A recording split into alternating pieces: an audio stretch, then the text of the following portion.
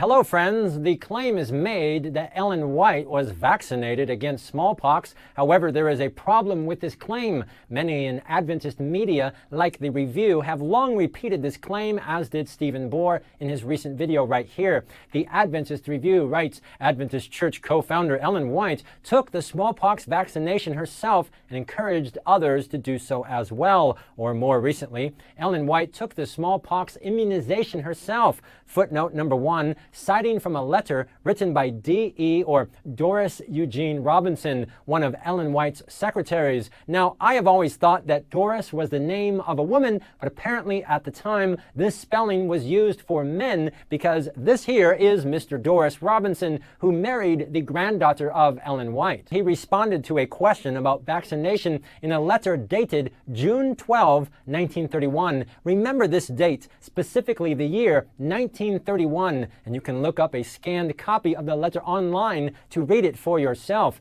You will be interested to know, however, that at a time when there was an epidemic of smallpox in the vicinity, she herself was vaccinated and urged her helpers, those connected with her, to be vaccinated. However, the only evidence that anyone has that Ellen White was vaccinated is just this one sentence from this one letter written in 1931. However, interestingly, 16 years earlier, this exact same D.E. Robison received the exact same question about Ellen White and vaccines. However, the difference is that this letter was dated February 10, 1915. For those who don't know, Ellen White died in July of that same year. So D.E. Robison is responding to a letter about Ellen White and vaccination when Ellen White is still alive. And curiously, take note of this, there is no mention whatsoever of this story of Ellen White being supposedly vaccinated. He even states in the letter that, quote, I mentioned the matter to her one day, but was unable to get anything definite. It is remarkable that such an important story of her being vaccinated was not even mentioned until 16 years later after her death,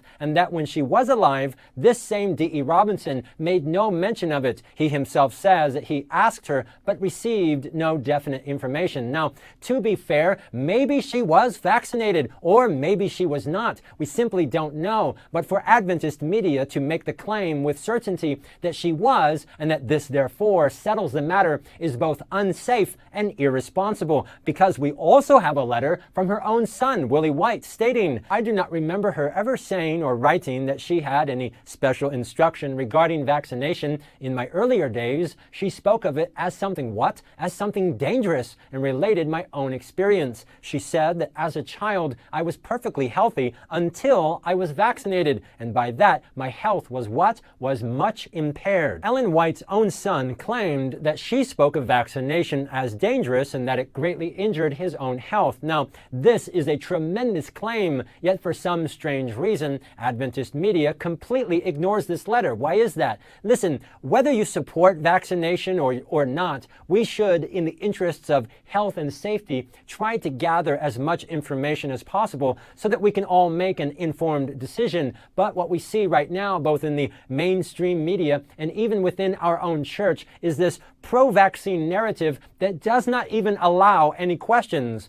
People have legitimate, reasonable questions, both about the safety and efficacy of the various vaccines, but also moral, biblical questions of whether it is okay or not to inject into our bodies toxins like formaldehyde, canine kidney cells from dogs, porcine or pork gelatin, monkey cell proteins, and human diploid cells from aborted babies. We Adventists want to be healthy. We want to be healthy, and it should be okay to ask whether this is good for our bodies and whether this is morally acceptable. But right now and for many years, the Adventist church leadership completely refuses to even address any of these concerns. The problem is not that they might disagree with the concerns. The problem is that no attempt is made to even answer any of these questions. They are simply written off as conspiracy or myth. For example, I published a comment right here. You can see it for yourself, citing Robinson's earlier letter. You can look and read it. There is nothing inflammatory, nothing accusatory or negative. It's just a reference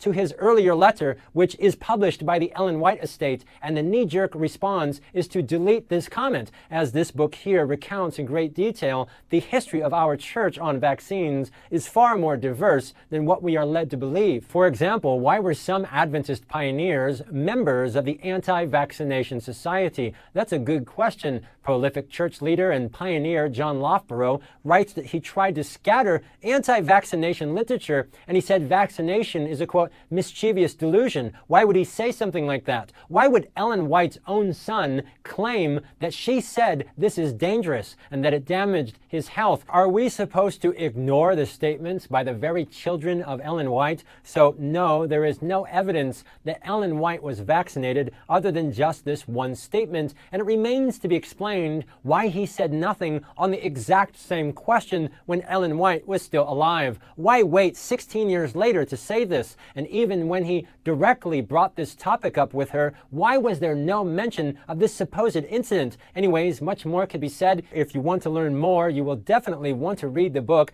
Vaccination, Biblical Revelation, Ellen White, History and Science. Very well written, very informative, easy to read, but also packed with plenty of references, and it's only $4 for the Kindle version. Someone recommended this to me a few weeks ago, and it's an excellent read, so I highly recommend it.